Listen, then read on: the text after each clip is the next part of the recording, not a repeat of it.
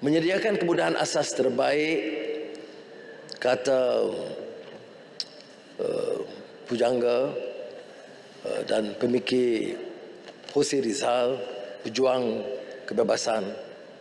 Without education and liberty, that soil and the son of mankind, no reform is possible.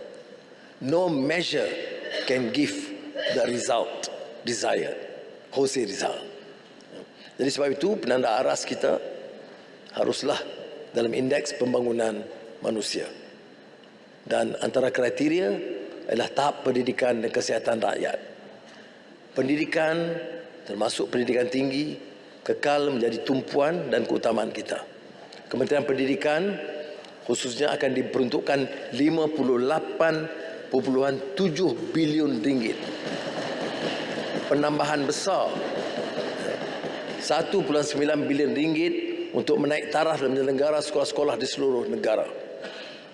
930 juta kerja naik taraf bangunan, termasuk 185 projek prasarana daif di Sarawak dan 155 di Sabah.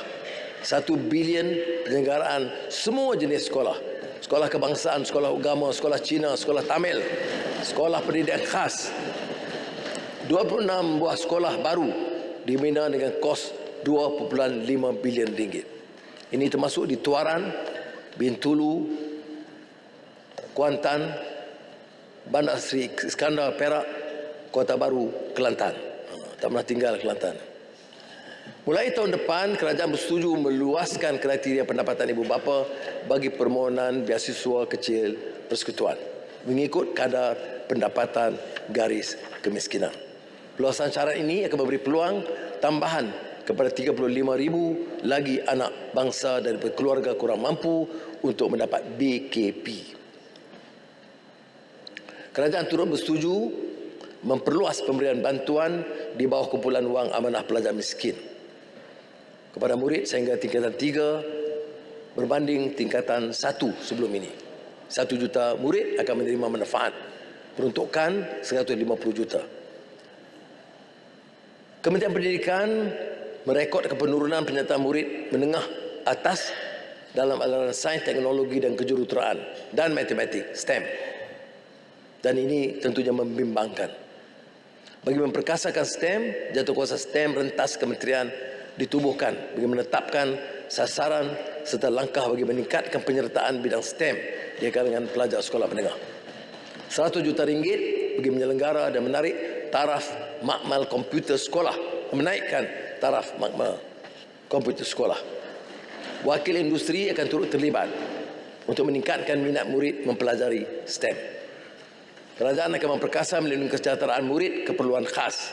18 blok baru pendidikan khas akan dibina dengan kos 180 juta ringgit. Ini termasuk Kubang Rotan, Kedah, Bandar Baru, Perda Pulau Pinang, Sekolah Pendidikan Kebangsaan Datuk Ali Ahmad, Perlis. 30 juta ringgit untuk peralatan sokongan pendidikan khas untuk memudahkan urusan murid dan guru di sekolah. Penerapan karamah insaniah dalam kalangan murid sekolah diperluas. Menumpukan ke nilai pimpinan, syahsiah, adab dan integriti.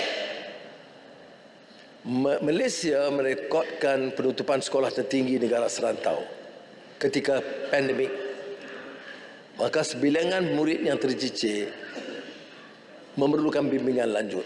100 juta ringgit disediakan untuk memberikan peluang pendekatan holistik, mengajak yang tertinggal untuk kembali meneruskan pendidikan mereka.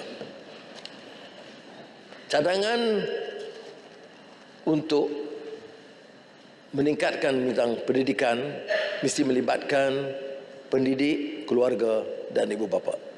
Dan ini dapat dilaksanakan melalui jelajah masa depan. Kecemerlangan pendidikan tinggi diukur pada kejayaan melahirkan bakat muda. Universiti sebagai gudang ilmu perlu siap siaga membekalkan mahasiswa dengan kemahiran dan pengetahuan yang diperlukan. Untuk itu, KPT diperuntukkan 16.3 bilion ringgit, satu penambahan dari tahun lalu.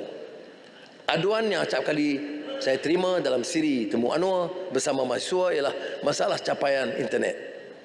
Ini harus ditangani segera. Kita menyediakan 250 juta ringgit untuk mengganti dan meluaskan capaian Wi-Fi di semua universiti awam.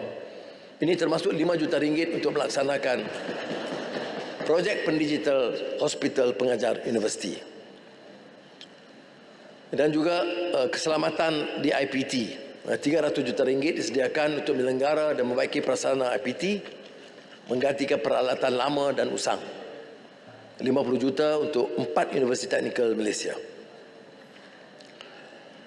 Komuniti rentan seperti OKU, orang asli, ibu tunggal, warga emas, mengikut program pembelajaran sepanjang hayat di komuniti, di college community. Untuk itu dibantu dengan tambahan dana 5 juta untuk manfaat 5,000 komuniti tumpuan. Bagi meningkatkan tahap sosioekonomi, kerajaan menyediakan 1 juta kepada setiap universiti awam untuk memperhebatkan pelaksanaan pengupayaan komuniti madani, program pemulihan dalam komuniti OKU.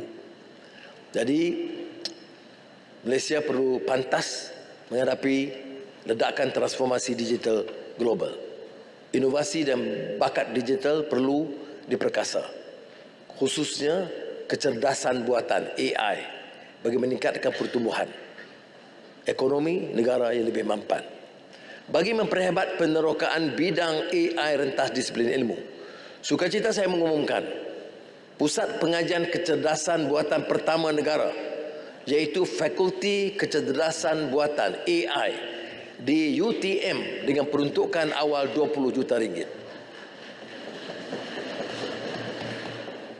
Kerajaan bersetuju untuk memberikan diskaun bayaran balik pinjaman PTPTN bermula 14 Oktober 2023 sehingga 31 Mac 2024. Pertama, diskaun 10% atas baki hutang untuk penyelesaian penuh pinjaman.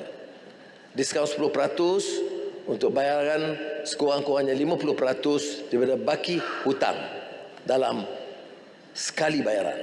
Diskaun 15% untuk bayaran secara potongan gaji atau debit terus berjadual. Saya ingin tegaskan terkait kebajikan pelajar universiti. Saya tidak akan sama sekali mengizinkan khususnya mahasiswa dari keluarga susah yang mendapat tempat di universiti awam. Tidak boleh mana-mana universiti menghalang atau menafikan hak mana-mana pelajar untuk berdaftar di universiti. Sekiranya pelajar itu menghadapi masalah, universiti tetap wajib mendaftar dan memaklumkan kepada kementerian dan kerajaan. Bermula Januari 2024, yuran bagi tujuan pendaftaran masuk ke universiti awam dihadkan untuk tidak melebihi RM1,500. Ini supaya selari dengan nilai pemberian wang pendahuluan pinjaman oleh PTPTN berjumlah RM1,500 kepada semua bakal pelajar baru yang layak. Pada masa yang sama, pelajar yang sedia ada yang tidak mampu membayar yuran pengajian tidak akan disekat bagi mendaftar subjek pada setiap semester dan bayaran boleh dilunaskan selepas pendaftaran subjek. Sebarang peraturan pembayaran oleh universiti hendaklah mengambil kira kebajikan pelajar. Pada masa depan, bahagian HEP universiti bersama PTPTN atau badan lain hendaklah berperanan memudah cara dan membantu mahasiswa dan bakal pelajar yang mempunyai masalah pembayaran.